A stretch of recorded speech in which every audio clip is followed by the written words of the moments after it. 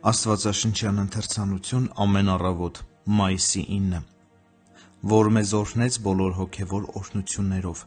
Եփեսացիներին 1:3։ Հիսուսն իր ժողովրդին շնորհում է անցյալի, ներկայի ու ապագայի բոլոր բարիքները։ Մինչ պատմական իմանալի ժամանակներում Քրիստոսն իր հոր առաջին ընտրյալն էր, եւ այդ ընտրյալի կարգավիճակը նա կիսում է մեզ հետ, քանի որ նրանում մենք ընտրված էինք աշխարհի ստեղծումից ի վեր։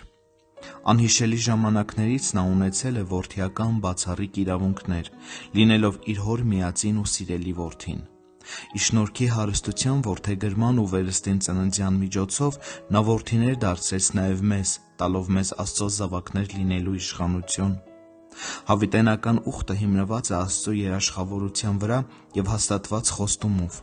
Մերն է հանուն մեր բարօրության ու անվտանգության։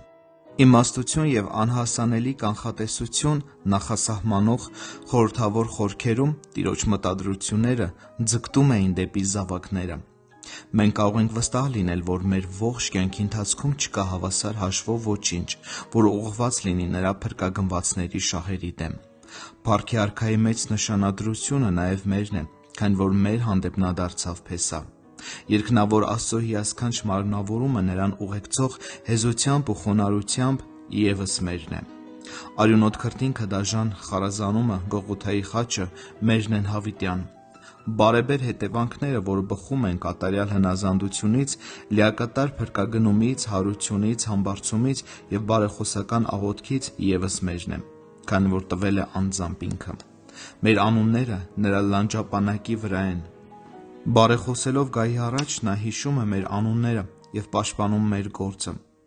Իր իշխանությունը բոլոր ղեկավարությունների եւ իշխանությունների հանդեպ իր մեծությունը երկնքում նա օգտագործում է ի բարօրություն նրանց, ովքեր վստահում են իրեն։ Նրա մեծարումն ու բարձրացումը ծառայում է մեզ, ինչպես ժամանակին իր նվաստացումը։ Նա ով իրեն չարչարանքների ու մահվան մատնեց հանուն մեզ, ով բարձրերում նստած է գահին, մեզ հիմա էլ չի զրկում իր պարգևից։